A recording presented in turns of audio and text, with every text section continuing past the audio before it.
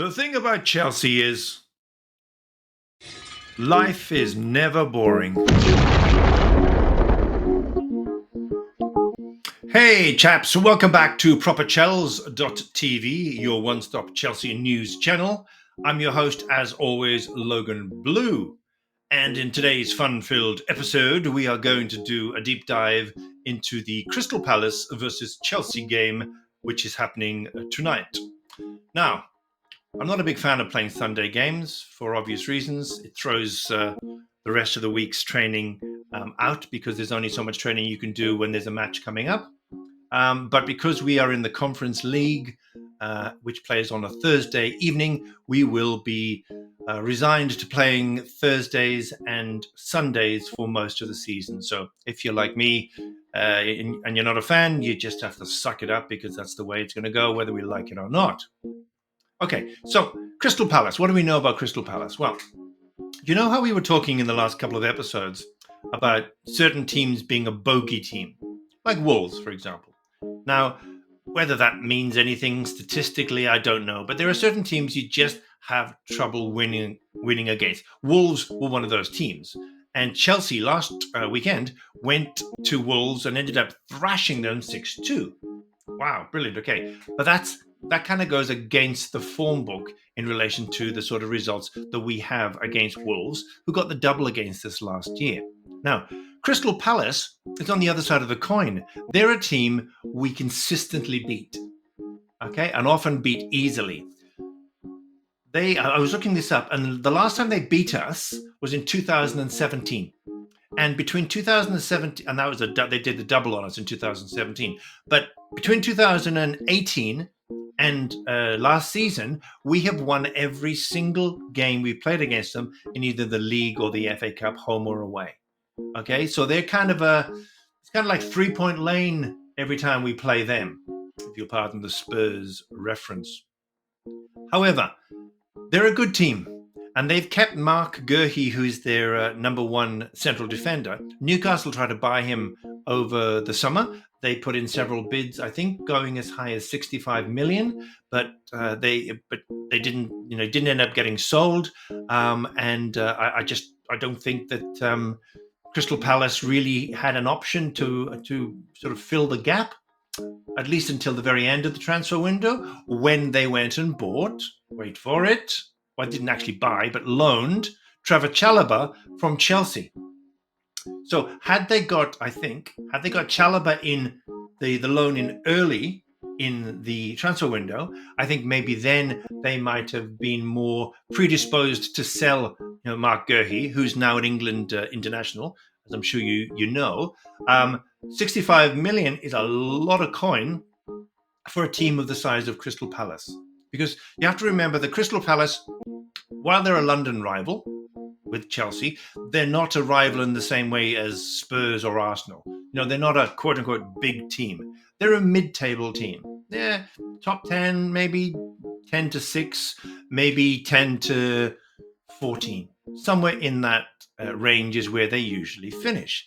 Now, for several years, they were finishing top 10 quite comfortably, but they were doing that because they had Zaha as their main attacker. And he was a talisman, like kind of Zola or Hazard was for Chelsea, depending on the era we're discussing. Now, Zaha left last season, and he's gone to Turkey, I believe it is, maybe Galatasaray, if I remember rightly. But either way, he's not there anymore, so they have trouble scoring goals. All right, I hear you say, that's good news. What are they like in defense? Well, they haven't started off the season well. So they've started off the season with 2 defeats. Now, their first defeat was against Brentford and was away. And that was a 2-1 defeat. And they could have got a late goal. They were a bit unlucky that they didn't draw that match.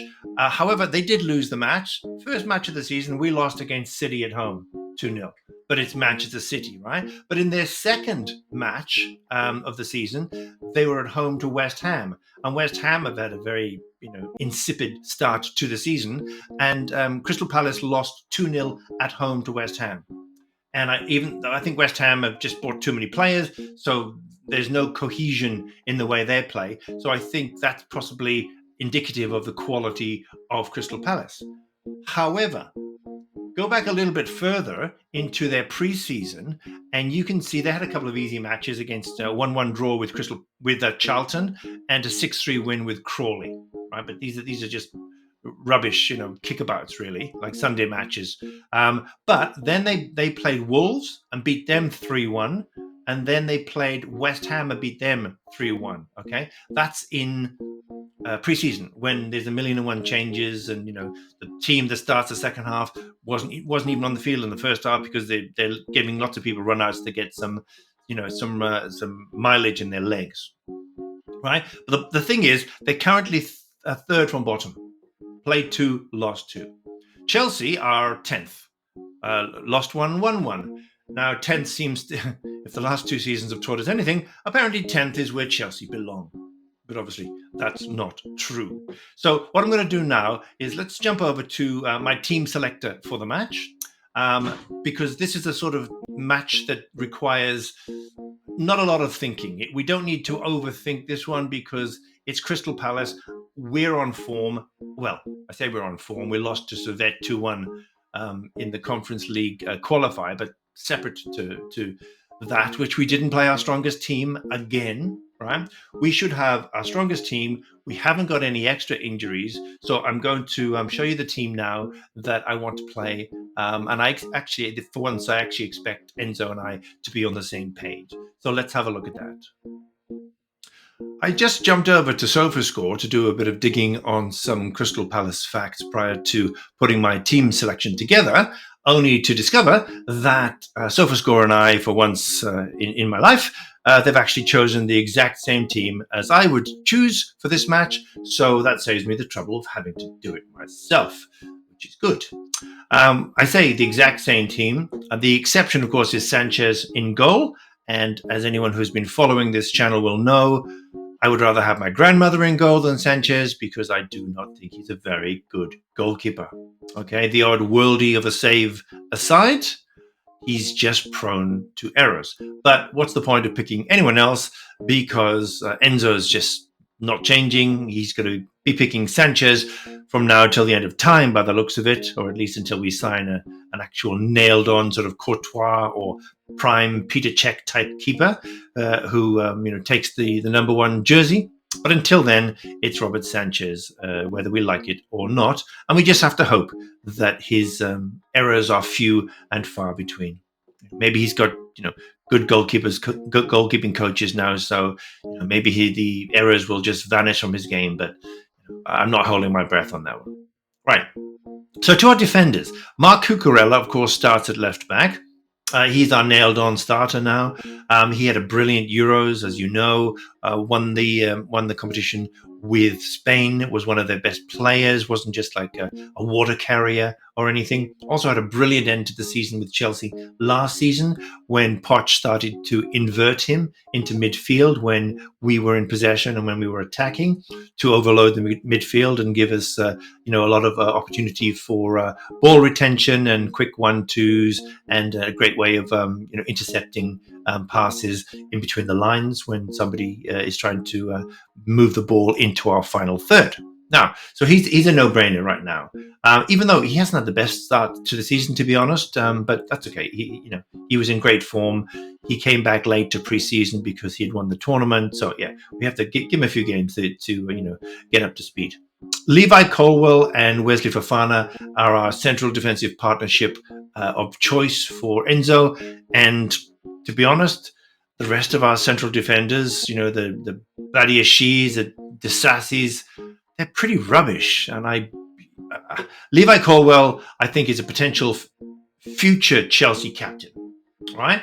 But he's been playing very, very averagely. Wesley Fofana has been playing slightly better, but again, neither Caldwell or Fofana are playing anywhere near the level that we theoretically expect them to play, given they are big money signings and they come with a very big profile behind them. And if we sold them, there would be no shortage of people, of teams wanting to buy them, right? So theoretically, we've got 2 absolute gems. They're just not playing like gems at the minute, and the partnership is still embryonic, I guess. They're still, getting used to playing with each other, knowing when one needs to push forward, the other needs to push back, whether to push forward together, push back together, to keep the offside trap working, all of the usual stuff that central defenders have to do when they're on the same page. I don't think any of our defenders are on the same page thus far. But it is, with 2 games into the season, this is game 3.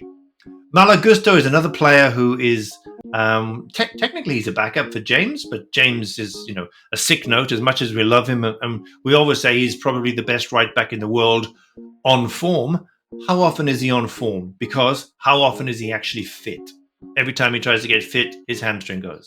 He has an operation. It's fixed now. His hamstring goes. Right? They always say the best ability is availability, and he's just never available. So right now, I think Malagusto has the right back slot, and I really think it is, or it certainly should be, his position to lose. I think James has to earn the right to take that place off him. Right now, in central midfield, we've got Enzo and Caicedo. Again, they had a really good end to this. Well, Caicedo did anyway. The end of the season. Enzo was injured for most of last season. Right, was playing with hernias and injections to get him through. But he's had an operation. He's gone off to South America. And won another title with Argentina to go with their World Cup. So, he's fine. He's fit and raring to go. However, he hasn't had the best start. But, again, give him time. Caicedo has been rubbish. Right? I don't know what to say about Caicedo. Like, if everybody were fit and we were playing a 6-6 pivot like we are in this formation, 4-2-3-1 formation, which again, just SofaScores happened to pick the formation that I would be picking. Now, Moises Caicedo had a brilliant end to last season, but a very mediocre start where the weight of his transfer was weighing heavily down upon him. Then he came good, and he was like, prime Michael Essien. Right? He was kind of the buffalo for us, which I love. We all love seeing, right? We're not seeing that right now. But what I think is happening, and this is, making excuses for some poor performances thus far, I think Enzo is very poor in defense. Right? I think Enzo is the person who's causing Caicedo to be caught out, right? Because Enzo pushes forward. We're left with a single 6, not the double pivot that we start with in defense, right? Enzo's too far up the field. Lo and behold, Moises Caicedo is caught short. People pass around him. He makes mistakes. He's trying to be in 2 places at once. So even though I think he's had a very poor start to the season, I don't think it's all his fault. And if everyone were fit, I know this is like a hot take here, but if everyone were fit, I would drop Enzo. I would have Lavia and Moises Caicedo, because we looked so much better at the end of last season when Moises Caicedo was out of the team. Sorry, when Enzo was out of the team when he was going off to have his operation, right? So we seem so much more solid, right? But for now, we're quite light in central midfield, and that's our starting partnership moving forward. Again, I don't think Enzo, the other Enzo the Maresca, is for changing. Now, up front, Mudryk is dropped. Again, I just don't think he's as bad as people are saying. I just think he's like a 23-year-old with an 18-year-old footballing brain, right? So I think a loan would have been brilliant for him, especially because we brought in Sancho, who prefers to play on the left anyway. Right? Completely different players. One's a speed merchant. One is more, like a one-on-one, take people on, beat the man kind of a winger. But either way, I don't think either of them get in to the side when everyone's fit in front of Pedro Neto. Right? So Neto starts on the left. I think he's going to be, I was going to say he's going to be a number 1 player for assists, but I think Palmer will probably get that and goals more likely. But anyway, Pedro Neto, great first game, and that's his position to lose. Cole Palmer, no brainer. He needs to be floating in and around the 10. Sometimes dropping back, is kind of like like an 8, But he primarily his job is to move us forward, right, and to help break the lines with a key pass. And on the right, my man Noni Madueke, who I've been singing his praises when people were jumping up and down that he was rubbish and we needed to sell him and he was going to get sold to Newcastle over the summer, blah, blah, blah. He didn't. He wasn't. He's great, right? He's full of ego. He's not as good as he thinks he is, but he's better than most people think he is. And his hat trick last week, I don't think is going to be a one-off. Not that I'm saying he's going to get hat tricks a lot, but his performance and his goals, right? And all 3 goals, remember, one was lucky, but you make your own luck when you take a shot, right? Sometimes you get lucky. But he scored 3 goals, all on his weaker right foot. So obviously they've been working on that, because a lot of times last season he became very, very predictable because every defender knew he was always going to cut inside, okay, go on his left, his stronger foot, kind of like a Robin style or Salah style, right? Not as good as either of those players, at least yet, but he was very predictable. So the defenders would just, push him inside, knowing that the central defender on the right of the 2 will come out and block him off, and he'll have to pass. Right now, they've had a lot of work with him on his weaker foot, so now he's tending to go around the outside, which is where he got all 3 goals last match. Okay, so I think like with Pedro Neto, I think that's his position to lose now. Up front, we've got Jackson, the much maligned Nicholas Jackson. How he must have loved the fact that we didn't sign a striker over the summer, and he would have been just watching like all Chelsea fans were watching on transfer deadline day. And are we going to get Victor Osimhen? Are we not going to get Victor? Or maybe we'll get Tony. Osimhen, Tony, Osimhen. Then nothing. So he is our nailed-on number 1 striker. The only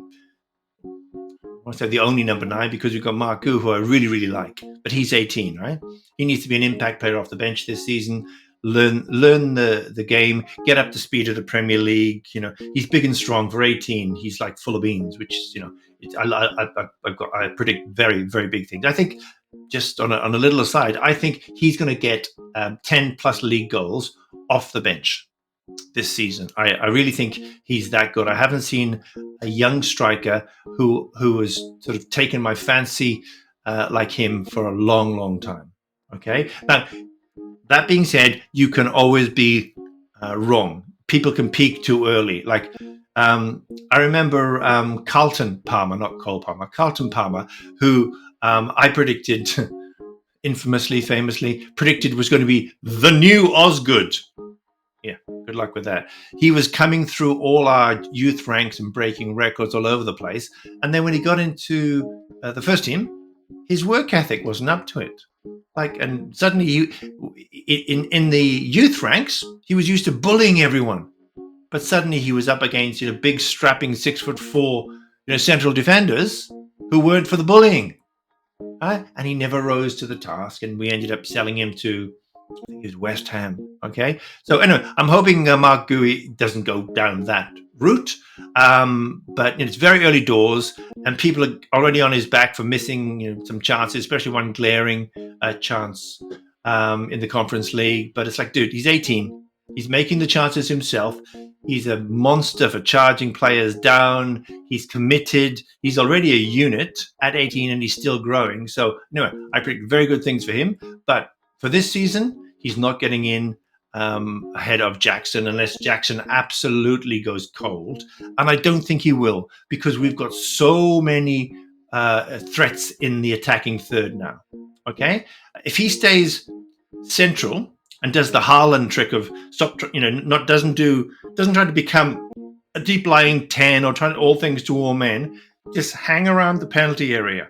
Let the other guys, the Palmers, the Maduekes, the Netos, etc., let them, the Sanchos, let them do all the creative stuff. You be there to get on the end of their brilliant defense-splitting pass, right? Be in the right place at the right time. If Jackson can do that, he's a 20-goal striker for us.